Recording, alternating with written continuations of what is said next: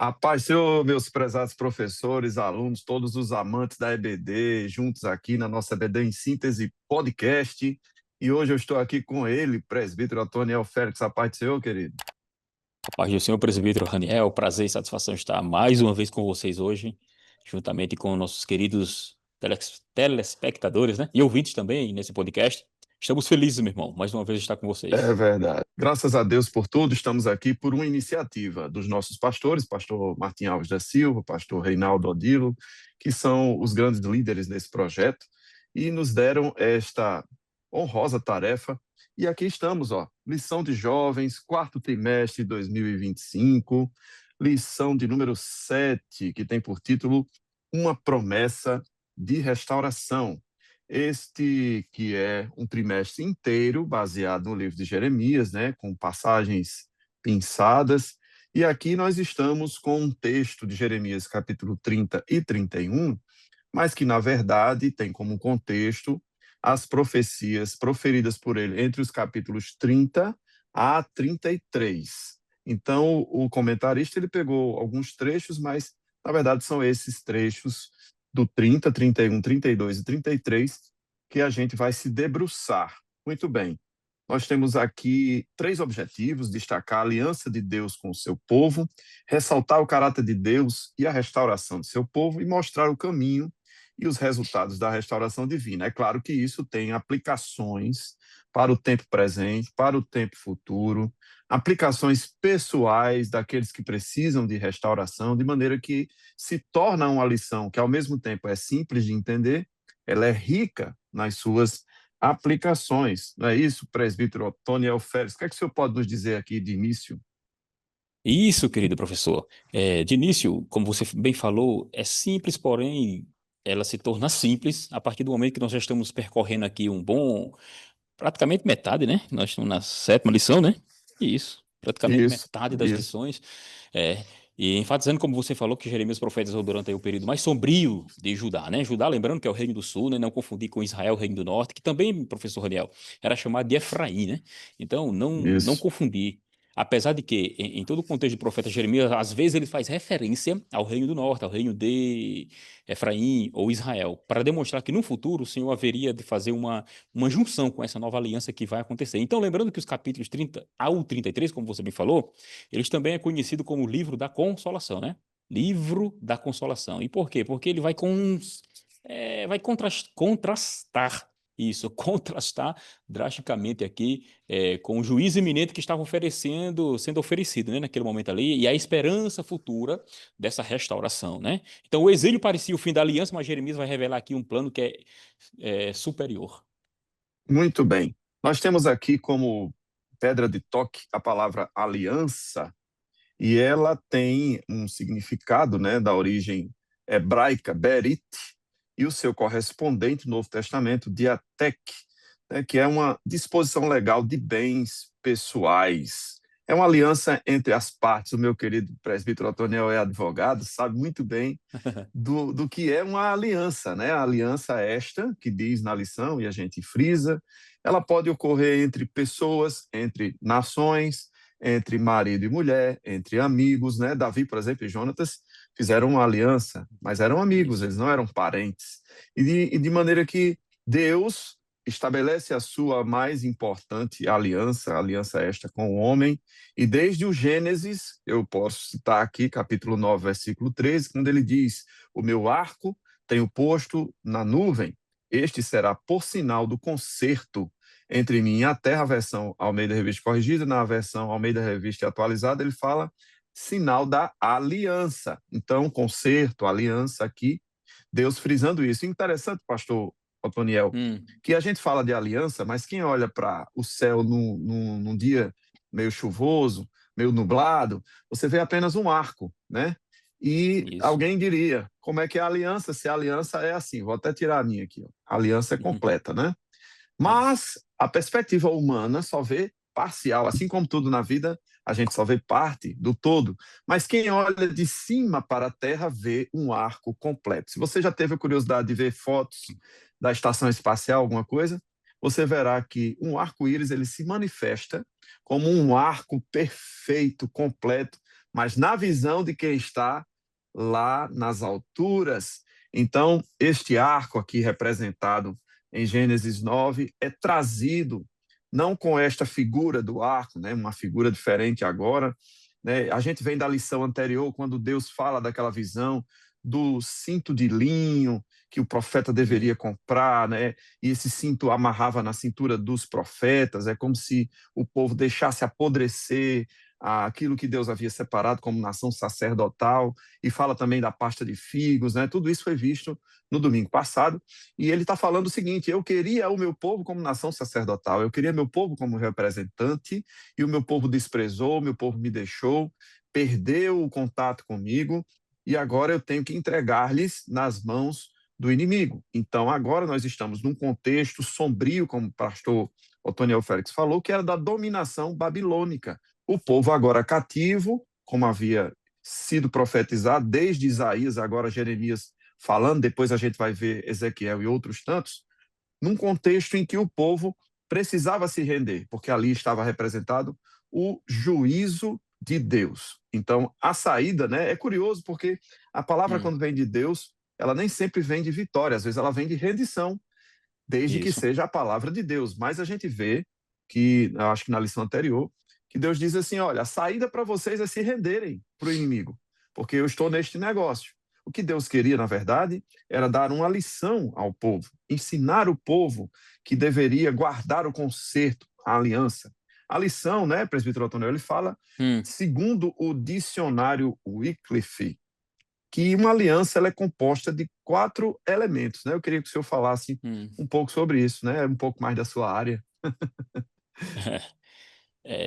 Quando tratamos aqui de uma aliança em si, nós estamos falando aqui em um pacto, né? Pacto. Aliança é um pacto, e para ter um pacto, e para que exista um pacto, uma aliança em si, nós temos aqui que ter partes, condições, né? As partes vão entre si acordar, fazer aquele acordo, certo? Temos resultados e temos também garantias. Isso é uma aliança. Resultado, garantia. Aí existe, inclusive, professor Nel, lá no contexto hebraico, o termo, como você falou, Breish, né? É de onde vem aquele do Novo Testamento em hebraico, Brit, Hadashah, né? Que é nova aliança, o novo pacto. E só que o Novo Testamento, ele, em grego, ele traz outro termo, né? Que seria Kainan, Kainan DATQ, né? Ou seja, seria uma nova aliança, o que vai citar, inclusive, no capítulo 22 de Lucas. E essa aliança aqui, ela tem justamente a parte aqui, em primeiro lugar, Deus, Jeová, né? Yahvé. A condição, você veja no versículo 5 aqui, da leitura bíblica em classe, ela vai trazer deixa eu me ver aqui, Jesus. Não da leitura bíblica em classe, mas do próprio Ele capítulo vem de um, 30 ele vem de é um que a gente pouco antes, começa, né? ele começa no 8 é porque eu tinha visto aqui o versículo 5 que ele vai justamente trazer a condição, se diligentemente, né, ouvirdes a minha voz, ou seja, ouvir aqui, partindo do contexto do que a escritura hebraica traz, esse ouvir não é só, como a gente diz assim, escutar de uma forma bem aleatória, não. Ele me impulsiona a fazer a obedecer, a cumprir. Porque, como você falou no início aqui, e é importante frisar, nós estamos vindo de outras lições que frisou as 3 levas do povo para a Babilônia, né? E nessa última que houve lá em 586, você observa que o povo não foi todo mundo de uma vez só, né? Todos não foram de uma vez só. Eles foram por partes. Isso era a voz de Deus dizendo que o norte, que no caso aí através de Nabucodonosor, estava vindo para justamente levá-los cativos. E, infelizmente, o último foi levado foi quando o templo em si ele caiu, ou seja, a aliança que Deus tinha lá atrás parecia que estava sendo quebrada por Deus, mas não, era o povo que tinha quebrado a aliança, porque ele diz aqui, ó, se diligentemente andardes, ou ouvirdes a minha voz, e guardardes a minha aliança. Temos aqui uma conjunção aqui que é crucial. Vai denotar o quê? Essa natureza dessa aliança. As partes têm que desejar essa aliança. Apesar de Deus ser soberano, ele colocou em nós a liberdade, que nós chamamos aqui de livre arbítrio, negado por muitos, mas nós temos o chamado livre-arbítrio, que seria a nossa disposição, a nossa vontade de manter essa aliança, certo? Essa aliança de Deus. Então, o exemplo que Jeremias vai trazer aqui informando justamente com relação a essa questão dessa aliança que foi quebrada, nesse ano 586, quando ele foi, de fato, o templo ele foi derribado e o rei Zedequias também morto ali, os seus filhos mortos diante dele, né? E ele levado ao cativeiro. E na lição anterior você falou aí, nós temos a figura do capítulo 24 de Jeremias, onde vai falar a respeito dos figos, né? E toda aquela simbologia que Jeremias, que na lição anterior falamos, e foi dito que era a parábola de Jeremias, ela fez aquela junção com o linho. E lembrando dos figos bons e maus, esses que ficaram em Jerusalém eram os figos ruins, os que foram para a Babilônia, porque deram ouvido, como você falou, era uma rendição, mas não era uma rendição que simbolizava a derrota. Era uma rendição que simbolizava a obediência para um futuro melhor, para que o povo fosse restaurado. Então, essa aliança, esse acordo, esse pacto, que tem condições, que tem resultados, a depender da condição, quando alguém pratica e quando alguém descumpre, há os resultados, né? As garantias são quebradas, vamos assim dizer. Então, essa aliança quebrada pelo povo, porque a aliança estava estabelecida com Moisés quando saiu do Egito. Você observa que ele vai escrever o chamado Pentateuco, que é conhecido como livro da lei, né?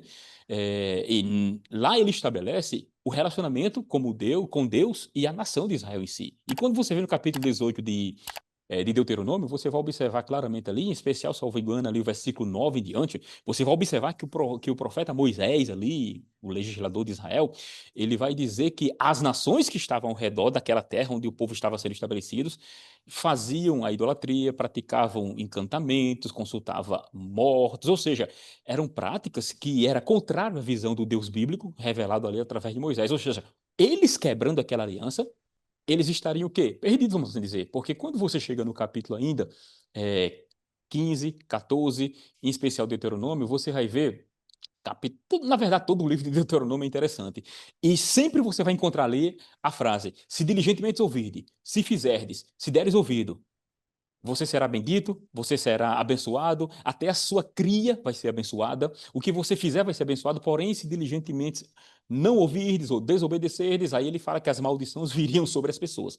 Tem que ficar bem claro isso, porque aqui o povo está quebrando essa aliança, professor. Por isso está sendo levado. Perfeitamente. Perfeitamente. E todos os profetas têm essa expressão, né? Ouvidos para Isso. ouvir, né? E quando João escreve o Apocalipse e as 7 igrejas, ele fala: quem tem ouvidos, ouça. E aqui no Nordeste, eu não sei se o senhor lembra bem, mas aqui tem uma expressão chamada mal ouvido, né? Já viu essa expressão, não? Mal ouvido? Mal É a ouvido primeira é vez, uma hein? junção de é uma expressão que junta mal com ouvido, ou seja, o menino que Sim. finge que não ouve, é o menino mal criado, Ah, o menino que sim. vê a mãe chamando atenção, mas finge que não está ouvindo, né? Quer continuar brincando, quer continuar. Ah. Então, minha avó, que é mais antiga, né? Ela dizia, deixa de ser mal ouvido, mal ouvido. Eu ficava sem entender aquilo, né? Que eu era criança, mas depois de adulto, eu vim entender que era mal ouvido, ou seja, alguém que Sim. fingia não estar ouvindo. Então, nós todos, em certo modo, somos mal ouvidos, né? São mal ouvidos. Deus falando, alertando, chamando à comunhão e o povo se prostituindo e tudo mais, né? E a gente até, nas primeiras lições do trimestre, professor, a gente falava sobre Hum. aquela expressão templo do Senhor, templo do Senhor, templo do Isso. Senhor. Eles se valiam do templo, né, da Arca da Aliança, como uma De uma garantia de que promessa. nunca, né, de que nunca seriam atingidos, né, na sua soberba, na sua religiosidade. E a Bíblia Sagrada mostra que as suas atitudes, seus atos, não estavam de acordo com a vontade de Deus. Aqui, ainda na primeira Inclusive, parte, diz, professor, só sim, uma coisinha aqui. Inclusive, eles confundiam a chamada fidelidade de Deus, né? Ou seja, Deus garantia a sua fidelidade, com o seu pacto, certo? Havia uma fidelidade por causa da misericórdia de Deus.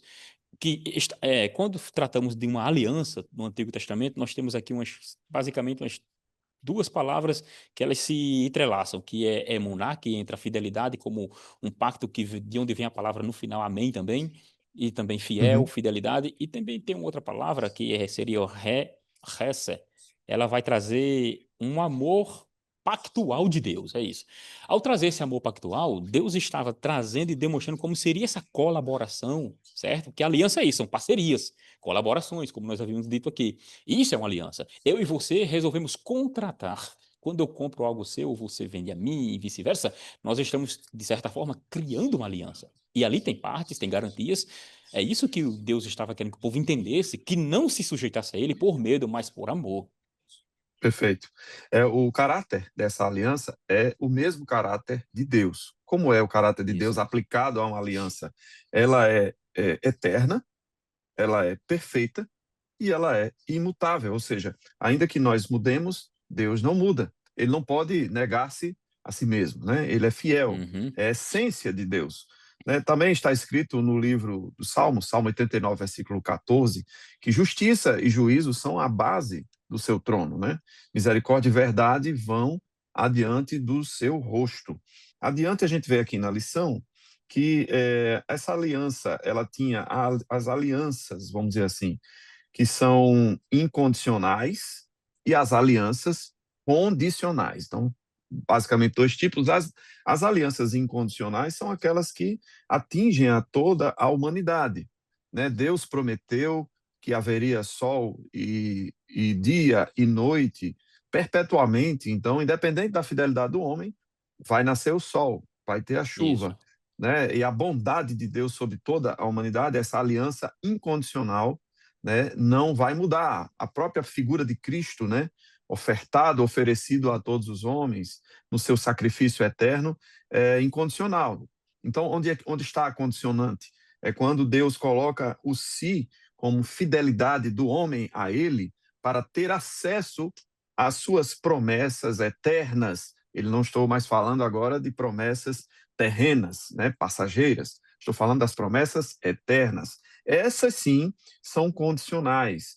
E eu, de acordo com o meu comportamento diante de Deus, da sua palavra, eu posso acessá-las, eu posso ter direito a esta herança, a essa promessa. E a gente sabe que essa promessa aqui era uma promessa de restauração para a tribo de Judá, representando o reino do sul.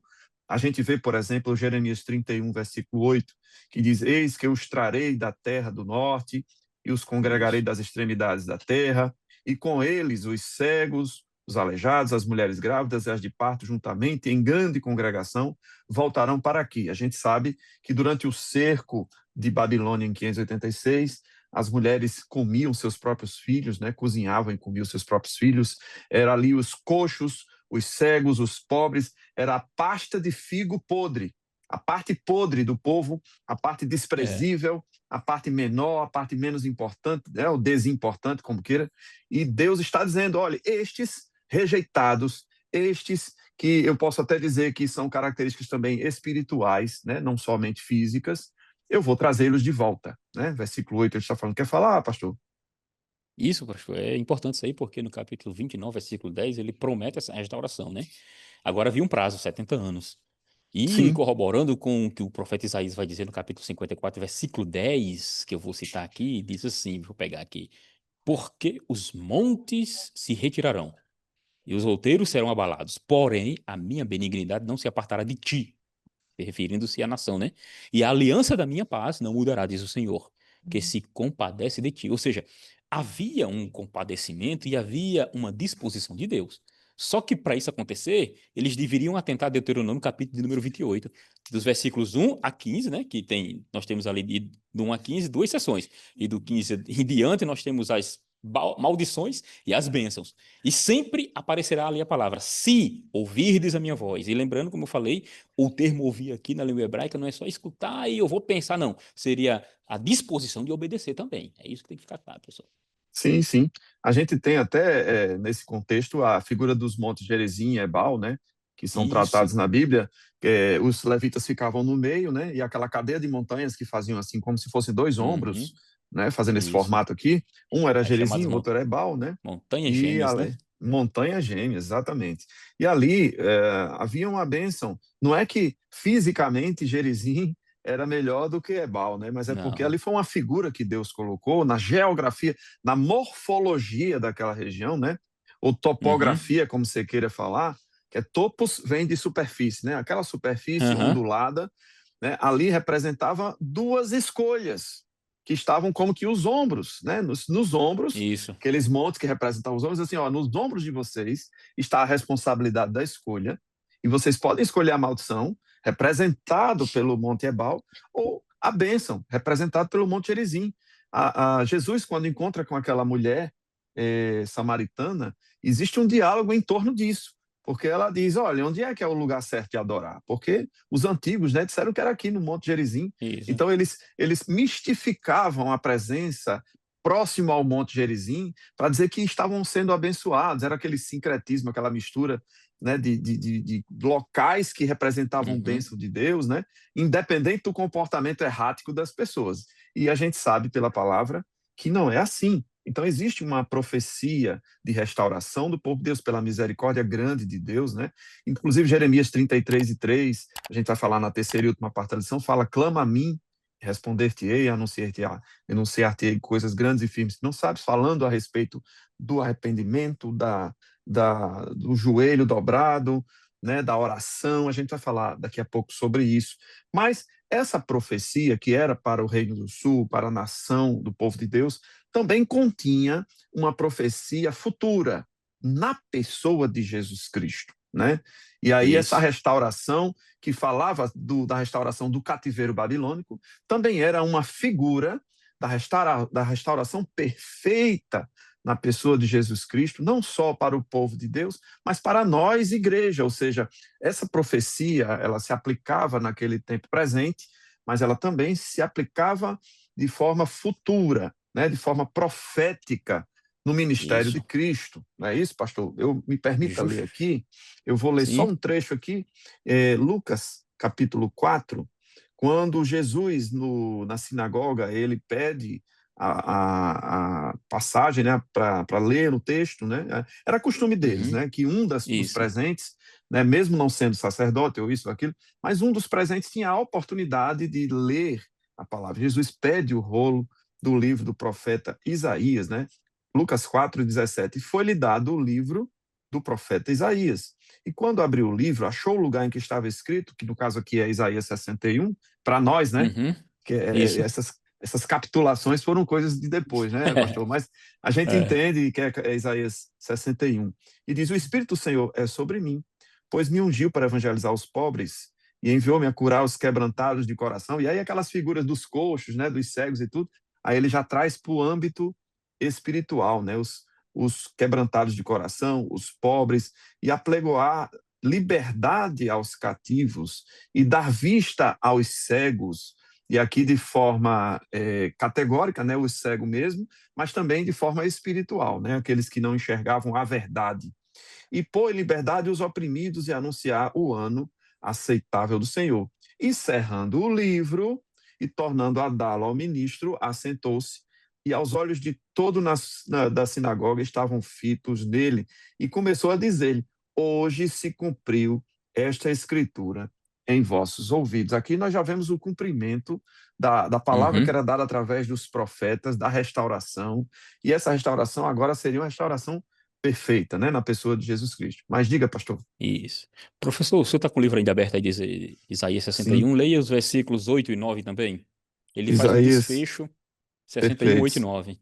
61, 8 e 9. Vou Ele lê-los faz um desfecho agora. justamente nesse ponto crucial aí do Antigo Testamento e esse anúncio da nova aliança em Cristo, né? Perfeito. Ele diz assim: porque eu, Senhor, amo o juízo e aborreço a iniquidade, eu lhes darei sua recompensa em verdade e farei um concerto eterno com eles. 9. E a sua posteridade será conhecida entre as nações e os seus descendentes no meio dos povos. Todos quantos os virem, os conhecerão como semente bendita do Senhor. Muito bem. É um texto Então, perfeito, né? isso. Então, como nós havíamos começado a conversa aqui, havia aquelas promessas lá no Antigo Testamento, Deuteronômio 28, Deuteronômio capítulo 11, versículo 29, havia também uma promessa dizendo que onde seriam as bênçãos e as maldições, se diligentemente o povo sempre obedecesse, né?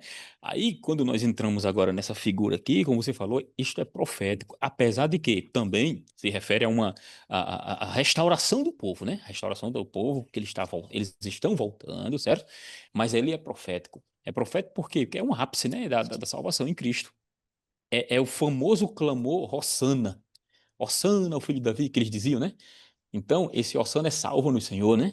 E salva-nos, Senhor. Era o clamor que tinha. Ou seja, esse plano, essa nova aliança é apenas em Cristo revelada, né? Isso significa dizer que A nossa segurança em si, ele não vai estar lá na performance do que estava no Antigo Testamento, na revelação do Antigo Testamento, porque ela era incompleta ainda, ela vai ser completa em Cristo. Então, partindo desse princípio, Jesus vai dizer isso, né? Eis que vos estabeleço uma nova aliança, e no capítulo 26, segundo vai escrever Mateus, ele vai instituir essa nova aliança, né?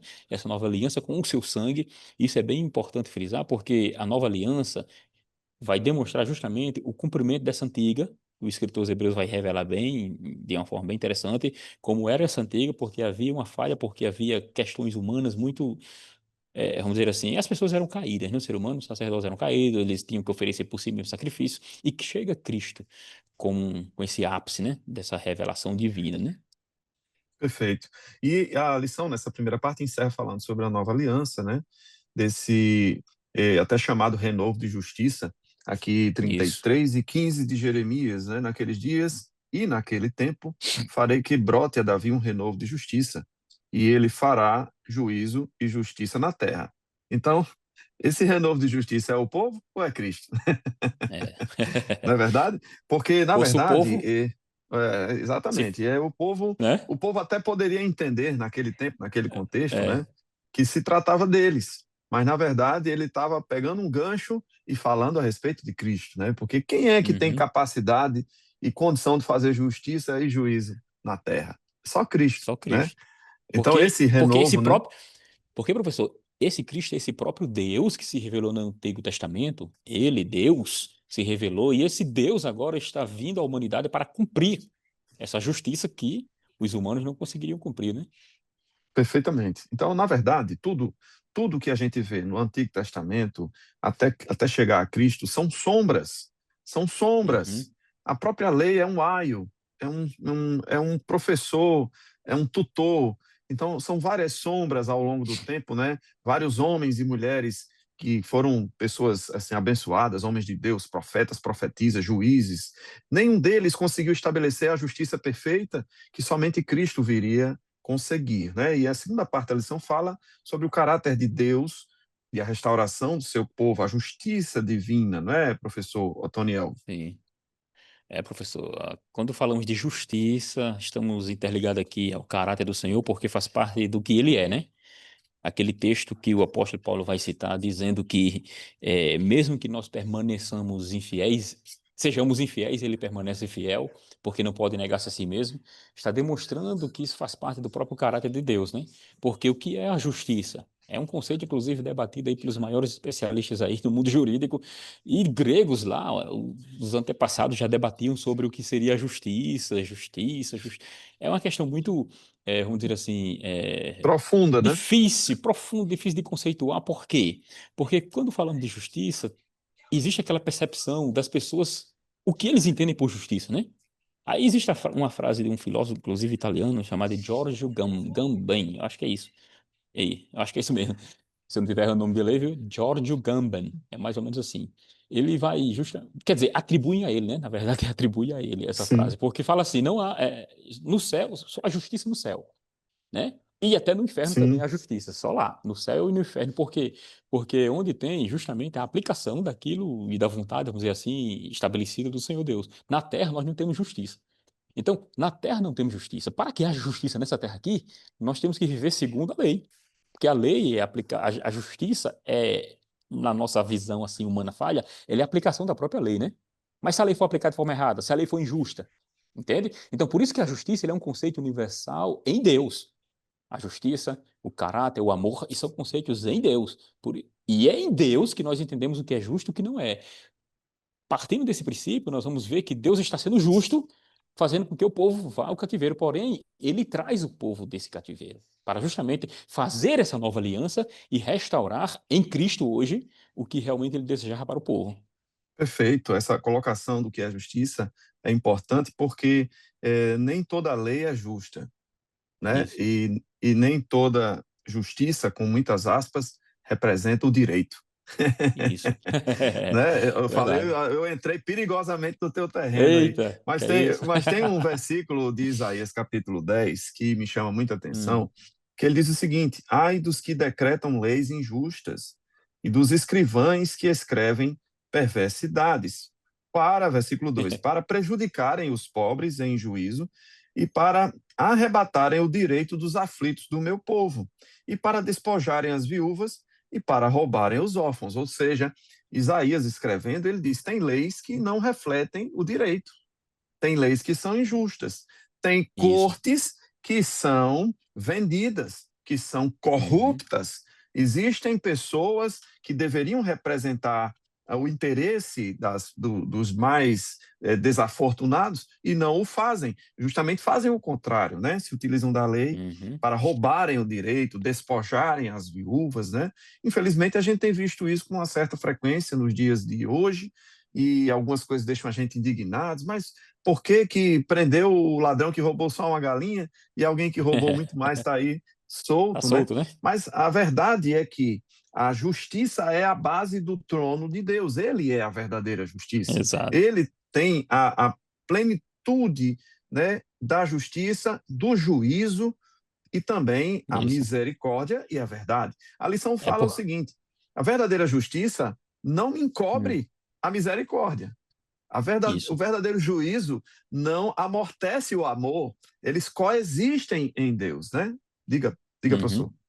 Sim, é porque é o seguinte, professor, as pessoas confundem, né, a justiça com a lei estabelecida, né? Ah, porque um está solto, como você falou, né? E porque o outro está livre, o outro está preso por uma besteira e tal. Justamente por causa dessa falha humana. O homem tenta, porque o homem é a imagem e semelhança de Deus, ele tenta imitar Deus, a verdade é essa. Esse imitar Deus aqui no sentido, entre aspas, viu? Não é que o homem quer ser Deus aqui, em princípio. O que eu quero dizer aqui, né? Eu quero dizer que o homem tenta imitar Deus no sentido de tentar fazer justiça. Então ele cria códigos. O código a chamada moral. Então, isso está relacionado ao nosso relacionamento. Então, precisamos de quê? De parâmetros. Aí nós criamos códigos, nós criamos os que chamamos de pressupostos nesses códigos. Então, para isso acontecer, e essa aplicação é que, é que entra o problema. Aí existe uma coisa, professor, que a gente chama também de equidade. É tentar nivelar aqueles mais que está, vamos dizer assim, menos em uma condição menos desfavorável, né? Tentamos nivelar juntamente com aqueles que estão em uma condição maior. A equidade tenta fazer isso, mas é humano isso. Quando olhamos para Deus, isso demonstra realmente que a humanidade, apesar de ter em Deus a sua origem, ela é falha, porque ela não consegue fazer realmente justiça. A justiça é atributo de Deus, é qualidade do Senhor. A Escritura vai revelar que os seus atributos são conhecidos através de quê? De suas obras, Salmo 119, versículo 1 e 2. Então, você observa que esses atributos, por serem eternos, ele vai revelar o quê? O amor de Deus, vai revelar a misericórdia de Deus, bondade de Deus. E quando o homem julga de forma equivocada e errada, ele faz assim pelo fato de que ele não tem um conhecimento pleno das coisas. Então, certas coisas parecem ser o quê? Que é injusto. Partindo do princípio do que seria justiça lá no Antigo Testamento, existe uma palavrinha no hebraico que é tzeder. Ou seja, essa palavra é para demonstrar não aquilo que entendemos como justiça como algo punitivo, professor. A justiça é punir, não, certo? É, seria aquele texto famoso, dar a cada um o que ele merece, né? A questão punitiva, mas também ela vai demonstrar o que chamamos aqui de salvação. Ela vai restaurar a ordem que foi perdida. A retidão de Deus, a sua régua, ela chegará em nós. E isso ocorre como? E quando? Em Jesus, na cruz do Calvário, porque é nele que Deus nos perdoa. Todo aquele ritual que tínhamos no Antigo Testamento, toda aquela circunstância que é demonstrada lá no Antigo Testamento, professor Niel, de ritual, onde o sacrifício era feito, pegava o animal, o sangue, colocava lá naquela tampa do propiciatório, ou no termo propiciatório. 1 de João 2,12 vai falar que Jesus é a nossa propiciação. Por quê? Porque esse termo propiciatório, juntamente, o termo hebraico e o termo grego, ele vai dar a ideia de que literalmente é como se fosse assim: a tampa é o lugar onde era derramado o próprio, vamos dizer assim, o sangue, e naquele momento a justiça de Deus que vinha sobre o ser humano para condená-lo, quando Deus, por isso que é também chamado de assento de misericórdia. Por quê? Porque quando Deus vem julgar o homem, ele vê o sangue.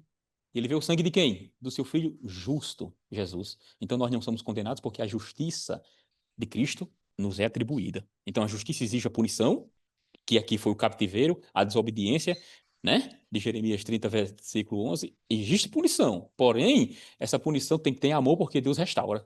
E em Cristo nós fomos restaurados.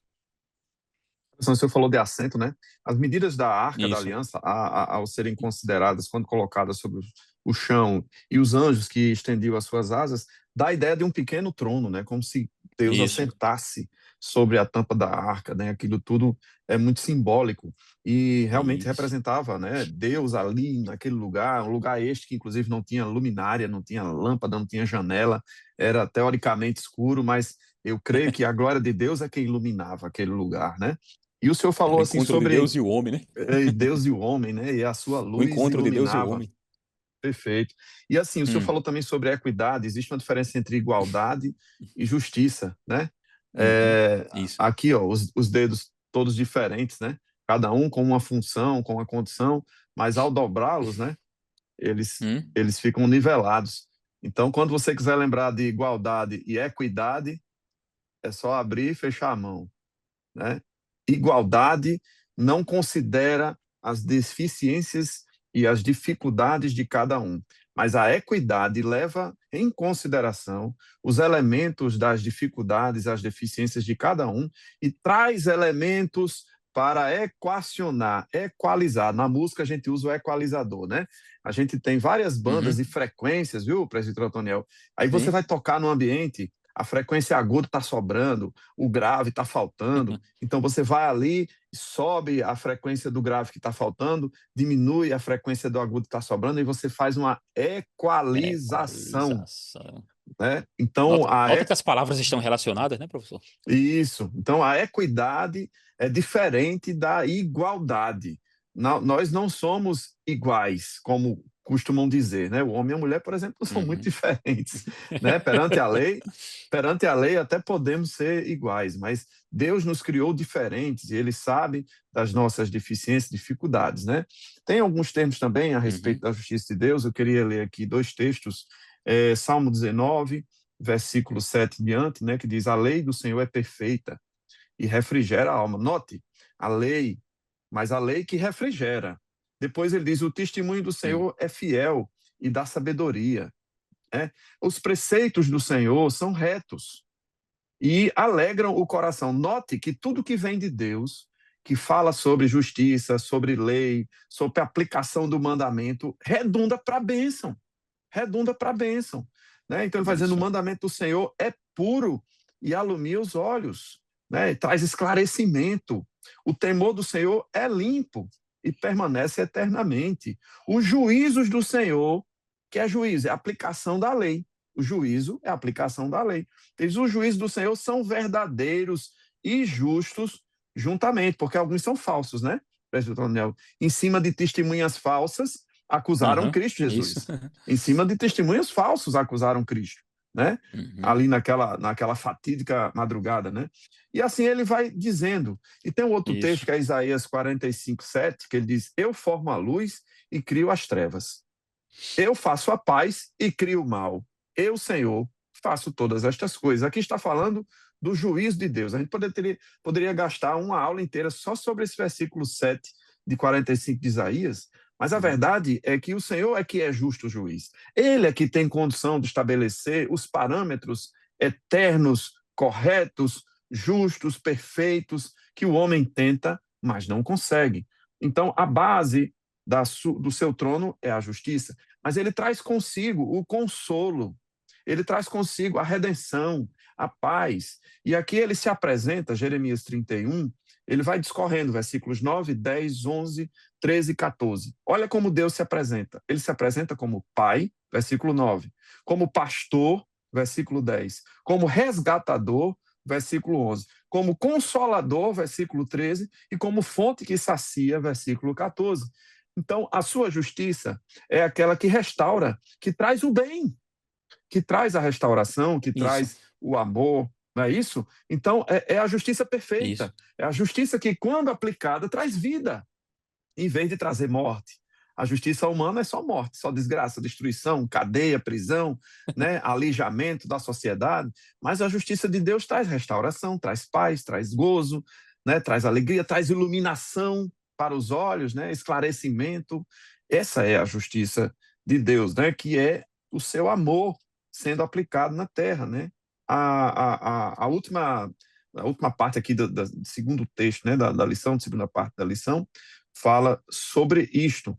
E caminhando aqui para a terceira e última parte da lição, A gente tem aqui um pequeno comentário, um subsídio falando sobre o templo da angústia de Jacó. Essa angústia de Jacó tem a ver com os finais dos tempos, né? Estes que estamos Isso. vivendo, diga-se de passagem, né? E é comparado à angústia de Jacó, aí já está falando do reino do anticristo, já está A falando questão mais da escatológica, né? apocalíptica, né? Escatológica, exatamente, Isso. né? Mas a profecia de Jeremias, ela tem essa abrangência. A gente poderia também gastar uma lição inteira falando sobre a angústia de Jacó. Há alguns É, teólogos que falam, né, que o tempo que ele trabalhou por Raquel e recebeu Lia e aquele negócio todo, e aquela angústia da espera, né, dos 7 anos e tal. Então, é. a angústia de Jacó tem a ver com esse Mas de fato é sofrimento uma questão, do é, mas de fato é uma questão, como você bem falou, é apocalíptica, escatológica, né? sim, É o que vai acontecer em Mateus capítulo 24, onde de fato haverá toda aquela questão difícil, profetizada, inclusive por Daniel, lá no capítulo 9, né? O homem lá do pecado, o iníquo, ele vai sentar no lugar santo, querendo ser Deus, né? Vai exigir adoração e tal. Ou seja, estamos falando realmente de um período do anticristo. E para nós que somos aqui pré-tribulacionistas, deixa bem claro, né, professor Daniel? Somos pré-tribulacionistas, nós acreditamos graças que a Deus, esse, graças a Deus. é, nós acreditamos, graças a Deus, nós acreditamos que esses eventos só terão realmente essa força completa, fazendo a leitura pelo capítulo 9 de Daniel, versículo 24 em diante, a partir do arrebatamento da igreja, né? Perfeitamente. Há quem diga que não, né? Que a igreja vai ter que se É, preparar aí para passar pelo sinal da besta e tudo mais. Mas isso é assunto para outro dia.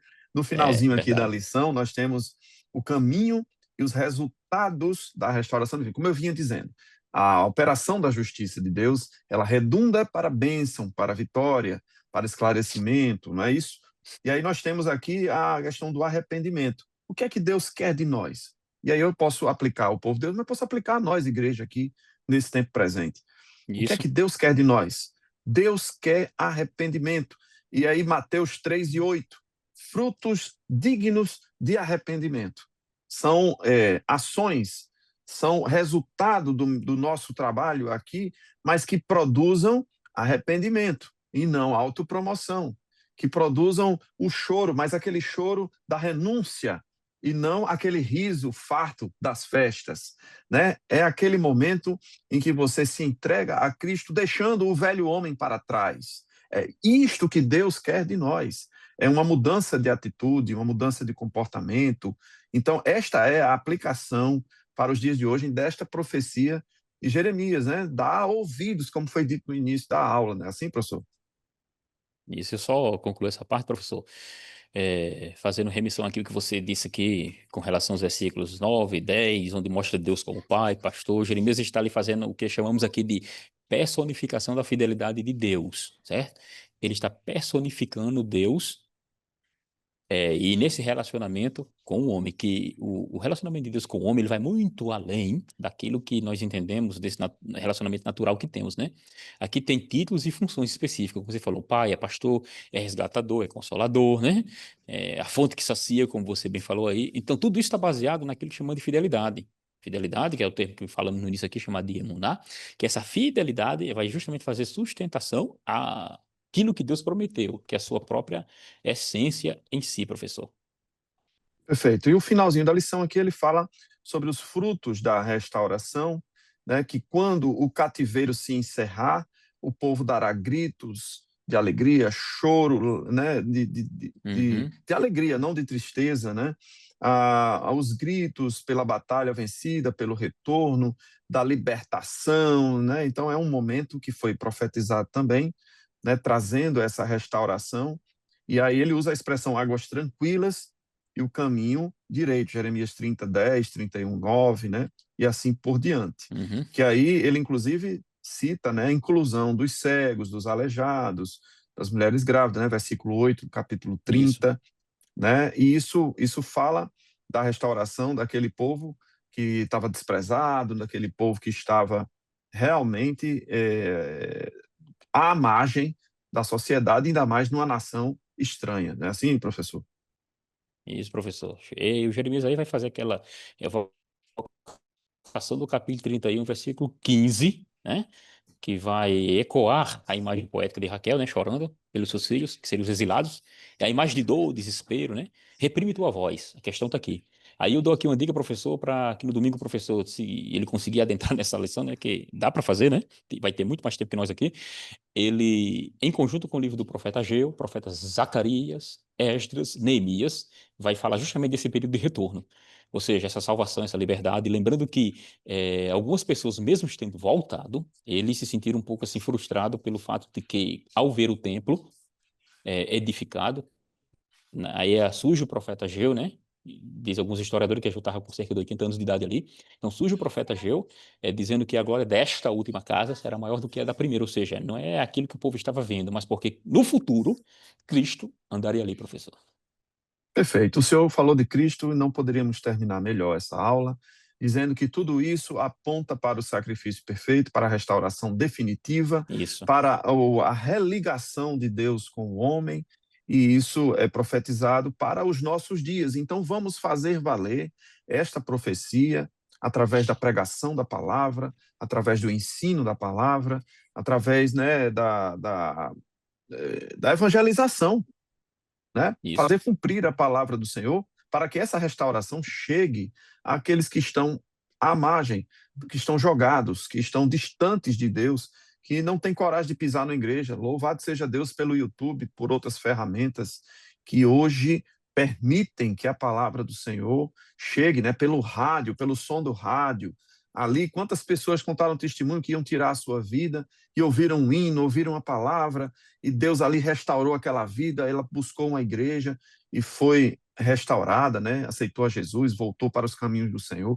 Quantos testemunhos belos de restauração, e isso é pela ação do divino Espírito Santo, através da pregação da palavra, seja ela falada ou cantada, né? E a gente tem essa missão nos dias de hoje, está nas nossas mãos. Não adianta nada estar na EBD estudando essas belas lições se nós não transmitirmos a palavra, essa profecia de restauração, de bênção, de vitória e de alegria na vida das pessoas. E assim eu me despeço de todos, desejando uma excelente aula e a paz do Senhor, meu querido presbítero Otoniel. A paz do Senhor, presbítero Raniel, prazer, satisfação estar com vocês e sempre estaremos aqui ajudando-os nessa Amém. bênção. Curta, né? Curta, compartilhe, se inscreva, passe aí para os seus alunos, para os seus professores, porque este canal é um canal de bênção, né? Diferente de outros que, infelizmente, tem aí por aí sobrando. Mas esse é canal de bênção, né? Canal de É bênção e verdade. vitória. Passe aí o conhecimento bíblico adiante, conte sempre conosco, estamos aqui. Junte-se a nós nesse projeto e faça crescer cada vez mais, né? Compartilhando aí com seus amigos. Que Deus abençoe a todos vocês em Cristo Jesus e até a próxima, se Deus quiser.